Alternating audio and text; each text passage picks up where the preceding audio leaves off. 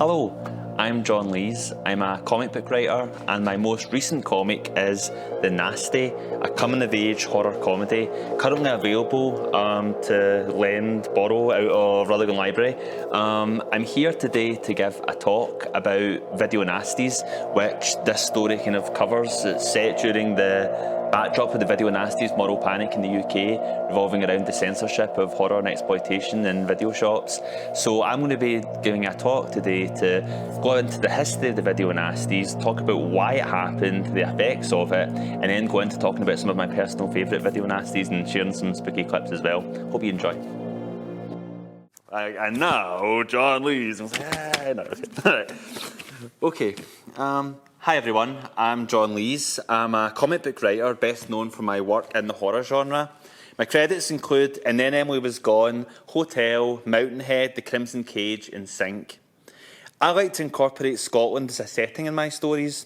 And Then Emily Was Gone is a folk horror about a missing girl set in Orkney. Sink is a hard-boiled crime horror anthology set in Glasgow, incorporating urban legends like the Gorbals vampire and the blue van clowns that I remember hearing about as a kid. But my latest comic, The Nasty, is my most personal work yet. It is, I believe, the first comic to be set right here in Rutherglen. It's a coming-of-age horror comedy set in 1990s Scotland against the backdrop of the video nasties moral panic. It follows the story of Thumper Connell, a horror-obsessed teen who still sees his childhood imaginary friend, Red Ennis, the star of his favourite slasher movie. Thumper and his friends acquire a notorious band video nasty, rumoured to be cursed, and are inspired to make their own horror film. But the video awakens supernatural forces that start making these fictional horrors become slowly more real. I'm not exactly like Thumper. I didn't have a spike-wielding imaginary friend, though as a little kid I did daydream about Michael Myers being my pal. But there are some parallels in the creative inspiration I found from my love of horror. Growing up in the pre-internet 1990s, horror movies from Videoland on Main Street felt like my tether to a wider world. But as well as the personal resonance, the big impetus of The Nasty was getting to explore what I believe is one of the most fascinating periods in British cultural history, the video nasties moral panic.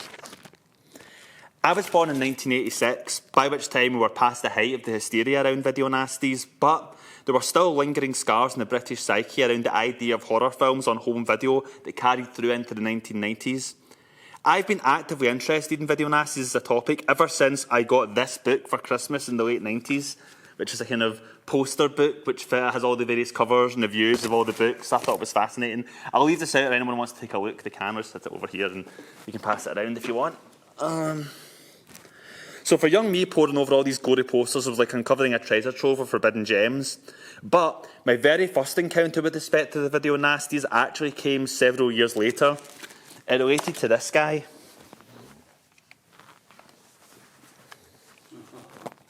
See if I can stand him up here.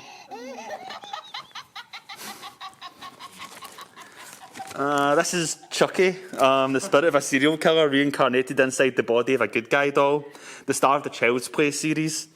Chucky was my first favourite slasher, a character I'll always have a fondness for. I watched Child's Play 2 so many times when I was around 5 years old. It was like a repeat Videoland rental. I would walk down like unsupervised to Videoland and I'd be like, one copy of Peter Pan and one copy of Child's Play 2, please. But then Child's Play 3 found itself at the centre of a huge controversy. Following the murder of James Bulger in 1993, British tabloids invented pretty much from whole cloth the narrative that his killers had watched Child's Play 3 and had been inspired to murder by copying the violence in the film. This was a claim drawn from the most spurious of speculation, and it was later comprehensively disproven when police claimed there was no evidence the children had even seen the film. But this didn't stop an all-out hysteria in the tabloid press and a panic surrounding the availability of this film. I had vivid memories of a front page in The Sun which featured a copy of the Child's Play 3 VHS in a barbecue with a headline that read, "For the sake of all our kids, burn your video nasty." I would have been 6 years old at the time I saw this front page, and it's perhaps my earliest memory of rejecting institutional injustice. I remember feeling offended at the idea that these films were bad, and if you watched them, you were bad, or watching them could make you bad. These were stories, entertainment. The shadow of the video nasties moral panic could also be felt on other films. I have memories of watching The Exorcist the first time it was allowed to air on UK TV in 1999, watching the Texas Chainsaw Massacre the first time it was allowed to air on UK TV in 2000, While neither of these films were on the actual core video nasties list, the furore did contribute to neither being able to be approved for certificate for home release by the BBFC. Two of the greatest films ever made, not just horror of any genre, and for years as a young emerging horror obsessive, these were films I knew about but just couldn't see. A governing body decided you couldn't be trusted to watch them in your own house. I could talk a full hour just about the history and impact of the video nasties moral panic, but I want to get to the fun stuff, so I'll attempt a brief summary. The rise of home video led to a boom of independent businesses in the 1980s. This growth was moving faster than the British Board of Film Classification, or BBFC, still tailored mostly to cinema releases, could keep up with. And so it was possible for unrated films without certificates, generally horror and exploitation fare, to be distributed and sold from these emerging video shops. Margaret Thatcher's Britain, hit with struggle and political strife, was on the hunt for an easy boogeyman to point at as a simple culprit responsible for the country's complex problems. And so, when Conservative activist and moral crusader Mary Whitehouse kicked up a campaign against horror films on home video and their potential corrupting influence on children, the Tories were quick to jump on the bandwagon, bolstered by compliant right-wing newspapers like the Daily Mail and the Sun. Together, these groups orchestrated a full-blown moral panic around the idea that evil films like Cannibal Ferox or The Driller Killer could have wormed their way into your home in video form, ready to be exposed to your unsuspecting children. Statistics on the rise of violent crime need no longer be linked to socio-economic factors the government was responsible for. No, it's because of youths having their minds warped by violent films. Mary Whitehouse and her National Viewers and Listeners Association popularised the term video nasty to describe such movies. All this controversy led to the government passing the Video Recordings Act 1984. This required all videos to meet the requirements of the BBFC for certification at a level of censorship stricter than for films on theatrical release. This, of course, meant that the British public were being told that they weren't allowed to watch in their own home what they could freely see at their local cinema. As part of this legislation, the Director of Public Prosecutions released a list of 72 films which would result in prosecution under obscenity laws for anyone caught selling or distributing them. The list of illegal films became known as the official video nasties. There was also on a list of an additional 82 films which, while not meeting the margin for prosecution, were nevertheless to be seized on sight, effectively banning them too. These were grouped in the lesser category of Section 3 video nasties and included some mainstream studio pictures like Dawn of the Dead and The Thing. Amid this hysteria, video shop retailers went from being small business owners, members of the local community, to being eyed with suspicion as predators in our midst. Intentionally so, might I add, with loaded language about the rape of children's minds or grooming the young, frequently used in tabloid rhetoric. People had their livelihood ruined, landed with criminal records, fines, and in some cases even prison sentences, all over selling horror movies. At the crux of Mary Whitehouse's campaign was a deeply regressive, conservative worldview, another frontier in demonising the young and othering people. Sadly, it's just one example of such moral panics that we see happening over and over. At the same time as the video nasties hysteria was hitting the UK, the US was going through the satanic panic in relation to heavy metal music. In the 90s, we had similar panics around violent video games. Lost my place. And nowadays, it's a similar mindset driving the push to stop so-called woke books going into books in schools and libraries. Stoking outrage and victimising scapegoats always seems to be framed as protecting the children. Following public consultation, the BBFC did eventually relax its levels of censorship from around 2000.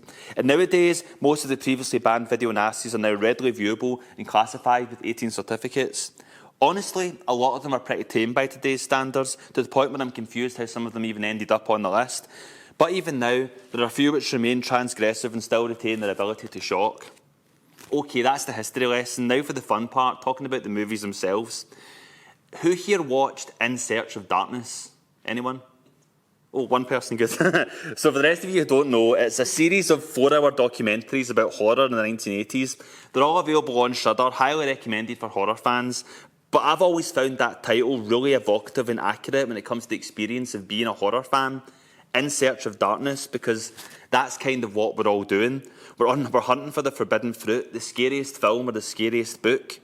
Something beyond the popular canon we've already experienced and are already familiar with. Something somehow undiscovered by us which will make us feel the way those seminal formative horrors made us feel. It's why one of my favourite things is discovering horror hidden gems and being able to recommend them to others. With that in mind, I'm going to count down my personal top 10 favourite video nasties and share some clips from them with you. The probably, you're getting ready to go. We've got a little while, yeah, don't worry. There'll probably be a few you've seen or heard of, but hopefully there are some that have flown under your radar. Hopefully after our chat tonight, you'll be inspired to add some of these to your Halloween horror watch list. Number 10, Flesh for Frankenstein. Okay, I could have made a list of my 10 best video nasties. There are a few perfectly respectable films I could have put in this number 10 slot. Instead, I decided to make this list my 9 best video nasties, and here, my favourite bad video nasty. Released in 1973, Flesh for Frankenstein is best known in some quarters as Andy Warhol's Frankenstein due to his involvement in getting the film made. Now, I've always loved Frankenstein. I could do a whole other talk about what the story and character and its various incarnations means to me. And Frankenstein, the novel by Mary Shelley, is one of my all-time favourite books. This is most definitely not the novel. It actually has something of a fascinating copy of a copy effect. See, Flesh for Frankenstein plays like somebody who had never engaged with the source material, watched the 1957 Hammer horror Curse of Frankenstein, a film I love but which in itself is a very loose adaptation of the text, and decided to do a much hornier remake of that film. So much of what happens makes no sense. For me, it started to become a running gag how often a film employs the same someone is spying through a peephole trick, including an area supposedly super secure and inaccessible. The special effects are cheesy as heck. The accents and performances are laughably atrocious. The dialogue is packed with hilariously awful clangers. I view all of these as positives, by the way.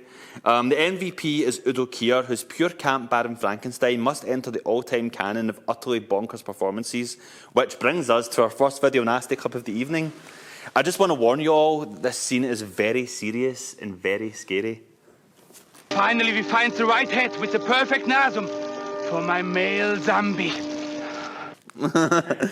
Imagine the indignity, you get a head chopped off, then to add insult to injury, your headless corpse gets bonked by a stick. Number 9, The Beyond. I can't talk about the video nasties without talking about Lucio Fulci.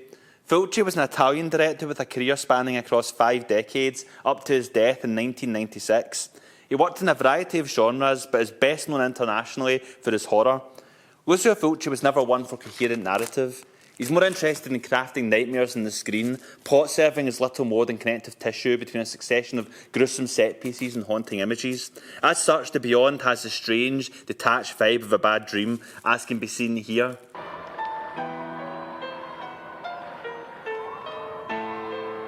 The Beyond doesn't offer much in the way of plot. In Louisiana, a young woman comes upon ownership of an old hotel which turns out to be a gateway to hell. And there's not much more to it than that, nor really much expanding upon this concept.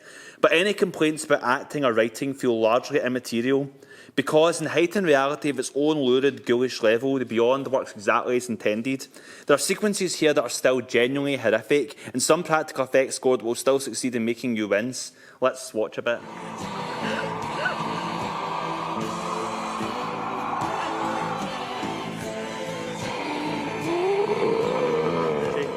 And this isn't the last Fulci entry on the list, more to come. Number 8, Evil Speak. In Evil Speak, Clint Howard plays a horribly bullied student at a military academy called Stanley Coopersmith. He stumbles upon a secret room filled with ancient satanic texts and falls under the sway of darkness as he sets about using a school computer to gain access to unholy power and get revenge on his tormentors. This leads to this cutting-edge, futuristic new dimension of evil being represented by some quaint early 1980s computer imagery. It's a story that might be a little silly on paper, and at times it's even a little silly in execution, but somewhere amid the tackiness and eccentricity, Evil Speak manages to tap into a sweet spot that's properly effective. The biggest asset in its arsenal is delayed gratification. The bullies in this film are some of the most horrible I've seen committed to film, genuinely loathsome. And the bullies aren't just his classmates, they're in the staff as well, with nearly all the teachers, wink wink, nudge nudge, complicit in the mistreatment of Coopersmith, resenting his presence at their academy. In its loftier moments, you might argue it's playing as an indictment of the military-industrial complex and the institutions that breed kids to behave in this way. After the latest indignity inflicted on him, Coopersmith will on occasion lamely shout threats at the bullies like, "I'll get you, just you wait." And for over an hour, that's what the film tells us. Just you wait. Oh, just you wait. Because patiently we are shown that something vast and unspeakably evil is gathering power, coming closer to being able to act. We know payback is coming, it's just a matter of when and how. That's what evil speak is at its base level, an exercise in holding off and giving us what we all want until eventually we get it in glorious fashion. And it says a lot for just how horrible the scumbags at this school are that you find yourself rooting for the devil. Let's take a look.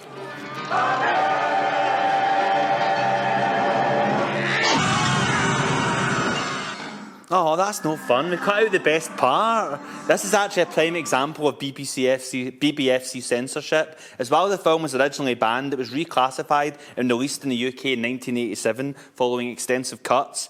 Thankfully, the film was released uncut in 2004, so here's how the scene actually ends.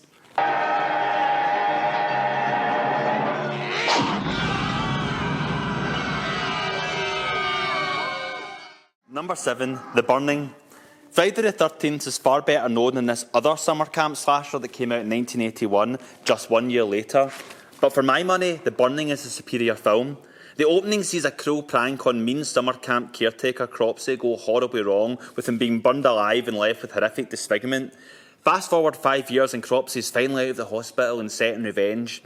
And then the film puts him in the background. For the better part of an hour, this plays like a teen sex comedy peppered with occasional ominous killer POV shot. And it's actually a better movie for it. The juvenile hijinks serve to make us actually like and care about these kids beyond them just being knife fodder, and also lets the tension build and bubble away. But once things go full-blown slasher, and it takes near 2/3 of the film's slender running time, it doesn't do it by half. There's one sequence The Burning is most famous for, and I want to talk in detail about why it works so well. But first, I'm going to show it to you without any further preamble.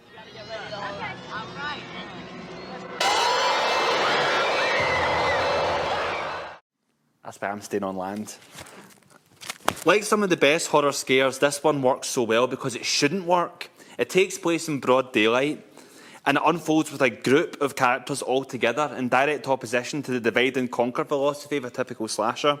But even though the mood of the characters is upbeat, right from the first sight of the canoe in the distance, very subtly, almost imperceptibly at first, we get that low hum of ominous music. We know something awful is about to happen, but even so we're thinking maybe it'll be the discovery of a body. The group have been talking about a missing camper, but there being a killer in their midst is not yet open knowledge by this point in the story. We're expecting the drama to escalate here, but not quite this sharply. Number 6, Zombie Flesh Eaters, aka Zombie 2, aka Zombie. Not to be confused with Zombie Creeping Flesh, an unrelated zombie film, which is also on the video nasty list, which I'm also quite fond of. This is another Lucio Fulci film, the first Fulci I saw, and possibly still the best. A boat shows up in New York with a zombie on board, leading to an intrepid reporter and the daughter of the boat's owner trekking out to the remote Caribbean island of Matul, where the woman's father was last seen. It goes about as well as you'd imagine. The best thing about Zombie Flesh Eaters is the zombies themselves. They're unlike any zombie I've seen on film. The texture of them is truly grisly, like they've been out baking in the blinding sun and turned crispy. Perhaps it's the cheapness of the prosthetics, but whatever the reason, the zombies have a chunky, gnarly look that makes them seem less human. There's no holding up a mirror to us social commentary at play here. The zombies are pure monster, pure terror. And it's a small touch, but most of the zombies walk with their eyes closed, which is a further unsettling detail that serves to make them even creepier. They remain some of the most frightening zombies ever. The film is best known for a notorious scene where a woman is trying to block a door to stop a zombie, only for the zombie's arm to punch through the door, grab her hair, and very slowly drag her towards a splintered door shard, which eventually pierces through her eyeball. It's likely the sequence that got the whole film banned. Even now, it remains highly effective to the point where I find it hard to watch. But it's actually not the scene I want to share here. There's a scene in this film I love even more. Have you ever wondered what would happen if a zombie fought a shark? Wonder no more, because this film has the answer.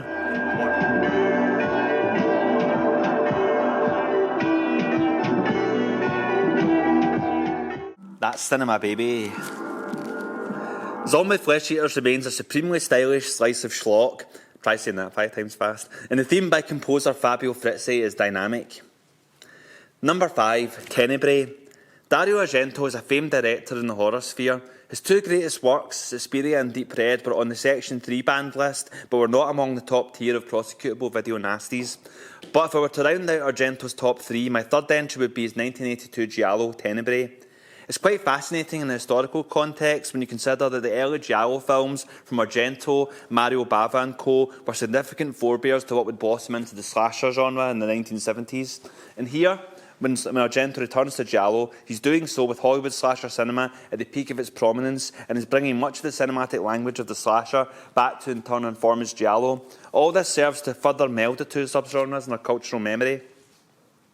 The plot follows best-selling crime novelist Peter Neal, who arrives in Rome to find that an obsessed fan is murdering women in a manner paying homage to his latest novel, Tenebrae. And this narrative serves as a framework within which we get what the film is most famous for. Argento was already a director famed for his breathless suspense and brutally gory kills, but this is some of the most ambitious murder set pieces Argento's ever done. There's an exhausting ordeal with a girl getting chased across town by a violent dog. There's a slaying pulled off in broad daylight in a busy street. But it's this sequence that's the film's crowning achievement, Argento showing a level of technical craft beyond much of what you'll find elsewhere in the Video Nasties list.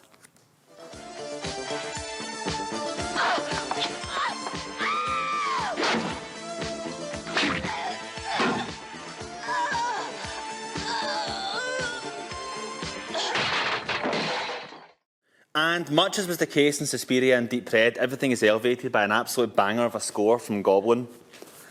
Number 4, Dead and Buried. I once saw Dead and Buried called the most slept-on horror film ever, and there could be something to that argument. Dead and Buried is a clever example of what was at the time a modern take on a zombie story. However, in this case it's quite specifically a pre-Romero zombie. By that I mean a resurrected dead being tied to black magic, operating under the command of the one who brought them back to life. That framework is here applied to the idyllic small town of Potter's Bluff, where everybody knows everybody and there's a smile in every street corner, and an unspecified number of the locals have a bad habit of horrifically murdering any outsiders who happen to visit. Let's watch a clip. Hi. I'm so glad to see that you're feeling better. You had a very close call. But you're gonna be all right. Now, just lie still. I'm gonna give you something. It's gonna make you feel even better.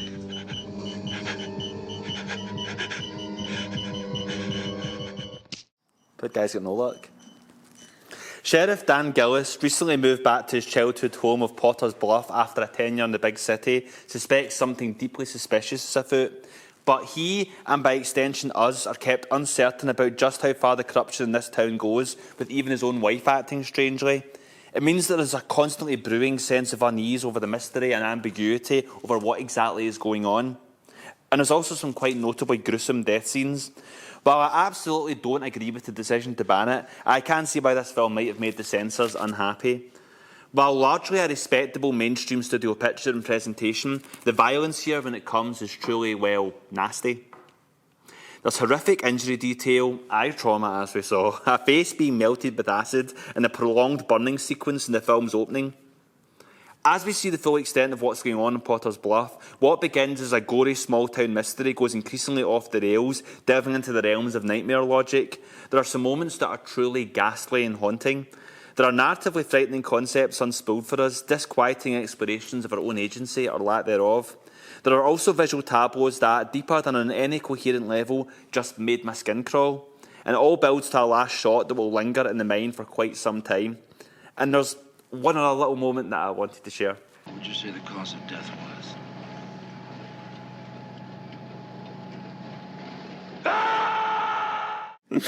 I just about crapped my pants the first time I saw that. Such a with you all. Number 3, Butcher, Baker, Nightmare Maker. When I first watched Butcher, Baker, Nightmare Maker, I was expecting a trashy slasher. Instead, I got what was, for a 1982 exploitation horror at least, a surprisingly progressive takedown of toxic homophobia. The plot revolves around teenager Billy Lynch and his aunt Cheryl, a matriarch who would give Carrie White's mother a run for her money. Cheryl's uncomfortably close relationship to her nephew, who she has raised since his parents' death when he was a toddler, is put under threat by him turning 17 and starting to think about girls and going off to college. It threatens to drive her over the edge and things quickly escalate in a deadly direction. Susan Tyrrell is superb in this film. She's a bit off from the start, prone to unpredictable swings of temper, but we watch her become steadily more unhinged as the film progresses, and with the third act, she's devolved to a point where her manner of moving and verbalising is barely human. But though it borders on camp, the performance never loses its credibility because she's got to that point by degrees over the course of the narrative. It's an utterly committed, fearless performance. But Aunt Cheryl's not the only threat poor Billy has to contend with. There's also Bo Svensson's a truly repugnant cop, appearing to be obsessively intent in stitching him up for the murder. He's disgustingly bigoted, casually sexist and racist, and most significantly to the plot, homophobic. And this is where the film surprised me. In 1982, we weren't too far removed from heroic characters using the anti-gay slurs and tough guy talk Svensson's detective Carlson throws around here. But in this case, we're supposed to be appalled. The gay basketball coach outed during the film is sympathetic and non-stereotypical, and Billy here is unwavering in his support for the coach, defending him against bigotry and refusing to disavow him. The film also flips the expected norms around gender dynamics. Billy is the final girl of this film, and the movie casts him in the objectified role we typically see women embodied in slasher films. We constantly see him naked or in minimal clothing, and he's constantly presented in a weak, helpless, supine position, left for a female killer to loom over him, or for his girlfriend Julie to protectively shield him. Speaking of Julie, she's the one who's out running and fighting the killer, and also the one who's most effectively standing up to Carlson's bullying. Kudos to her for also being harder to kill than many a movie slasher. Let's watch a clip.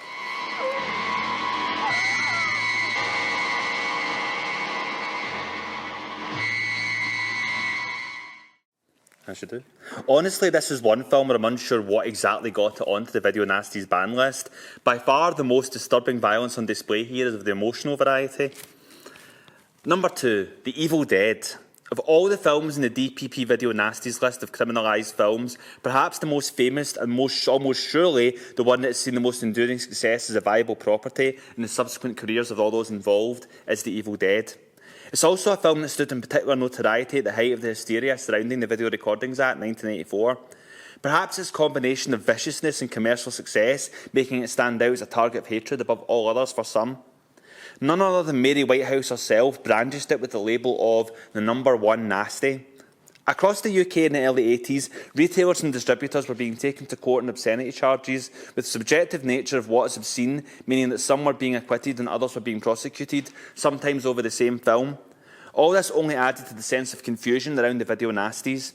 In the case of The Evil Dead specifically, the film was taken to court on 40 different occasions. Despite only 2 of these leading to convictions, the film's enemies could technically just keep doing this indefinitely in hopes of driving the film underground. All this built up to July 1985, when Palace Pictures, distributors of The Evil Dead, were called to face obscenity charges at Snaresbrook Crown Court in what would be taken as a test case, the result of which would set a countrywide precedent going forward. The trial went on for several months. At one point, director Sam Raimi flew to London ready to testify on behalf of the film himself, though the judge promptly turned him away. It ultimately fell on Nick Powell, chairman of Palace Pictures, to make the case for the film. He made the argument that much of the hysteria surrounding the film was founded in ignorance. Despite that famous #1 nasty quote, Mary Whitehouse confessed to having never seen the film herself. So, in a high-stakes gambit worthy of a cinematic courtroom drama, Powell arranged for a screening of The Evil Dead for the judge and jury so they could make up their own minds. Having seen the film, the judge ruled that the film was not obscene and the case was dismissed. Based off this result, Powell and Palace Pictures co-director Stephen Mooley continued to take the fight to the government, not relenting until The Evil Dead was finally removed from the banned list for good in September 1985. Even after this result, The Evil Dead was only able to secure a certified video release with heavy cuts in 1990 and was only released uncut on DVD in the UK in 2001. But this was a major blow to the credibility of the Video Recordings Act and the DPP witch hunt against the Video Nasties. It showed that for those with the resources to stand up to them in court, these obscenity charges often did not have the legal footing to hold up under challenge and scrutiny. Though it would take some time to fully come to fruition, I believe the vindication of The Evil Dead put cracks in the Video Recordings Act that would eventually bring the whole thing down. As for the film itself, I believe a key element of the success of The Evil Dead against this hate campaign is that its artistic merit can't be denied. It's clearly the work of a gifted filmmaker in Sam Raimi, and it's a masterclass in makeup and prosthetics from Tom Sullivan, especially considering the low budget. Even now, 43 years later, the Deadites are horrifying in ways monsters created with more sophisticated special effects have no way of matching. Let's remind ourselves of their first appearance. Jack of diamonds, Jack of clubs! The Evil Dead is now comfortably entrenched in horror canon. It's the rare horror franchise where every film, plus the TV series, has been good and done something interesting. In addition to the sequels, spin-offs and remakes, we've had comics, video games, action figures and all manners of other tie-in merchandise. Bruce Campbell, who plays series hero Ash, is now a beloved cult icon. Sam Raimi would go on to become an A-list blockbuster director and a key player in the superhero cinema boom, though the likes of Drag Me to Hell showed that he never fully let go of that love for mischievously mean-spirited horror. Personally, I find it quite beautiful that all this success and all these positive contributions to cinema all blossomed out of what began life as a grubby little video nasty. Number 1, Possession. Possession is one of the most insane, emotionally exhausting films I've ever seen. The word hysteria is the first to spring to mind when trying to describe it. This is a film where just about everyone plays at some degree of mad. The actors at times feel like they're barely interacting with one another and are instead cycling through their own personal individual hells that happen to, in certain fleeting moments, interact with those around them. It has a real-world setting amid the grime of 80s Germany and the oppression of the wall, and yet it is also highly unreal, a reality where the impossible and monstrous is lurking in its dark corners. The plot follows Sam Neill and Isabella Janney as an unhappy married couple who split up. Janney's Anna leaves the family home and falls under some malevolent influence, and Neil's Mark becomes obsessed with getting to the bottom of it. At least that's the plot on paper.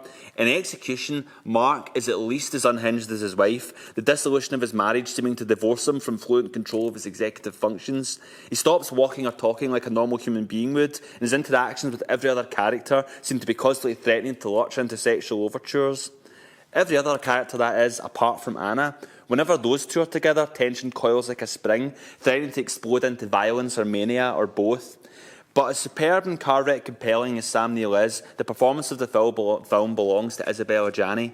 The possession of this title is ambiguous. It could refer to the possession of marriage, of Mark's sense of entitlement in treating his wife as property, or it could refer to the fact that Anna storms through the film as if possessed, be it by madness or something darker. Whatever it is, it's tearing at her from the inside, and so we watch her face contort through a sea of emotions apparently unrelated to anything being said by other characters in the scenes around her. At any given moment, her expression can dart between crazed euphoria and primal horror. It's a performance of utter, raw, emotionally bare commitment. The closest comparison to its power I can think of is Cheryl Lee's work as Laura Palmer in Fire Walk With Me, another one of my favourite performances. Anna's emotional turmoil culminates in an arduous, extended breakdown that has become the most famous moment in the film.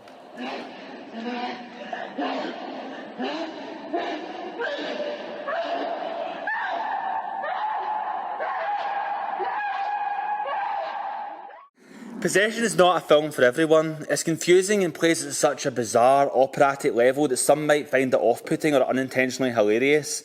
But when I first saw it, I totally bought into its malevolent energy and got wrapped up in its nightmarish aura. Possession is not a conventional horror, but there are few films out there that are able to muster such a stressful atmosphere of constant grinding dread, and it all builds to one of the most haunting last scenes of cinema. To wrap up, in the case of the video nasties, I do believe there's a happy ending to this particular story, because Mary Whitehouse may be dead and gone, but she has left an enduring legacy, just not perhaps the one she would have liked. With the DPP Video Nasties list, horror fans have been left with a curated canon of films to seek out. What otherwise would have been obscure, forgotten curios have now, for better or worse depending on the film, been elevated to forever being a part of horror history. Now, new generations of viewers are likely to go back and seek them out and study them and write about them for many years to come. What once were shunned and banned have now been given a whole new lease on life.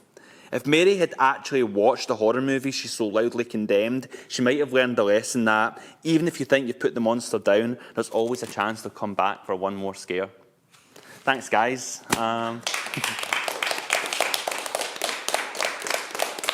if anyone has any questions, the best question gets a copy of the Nasty.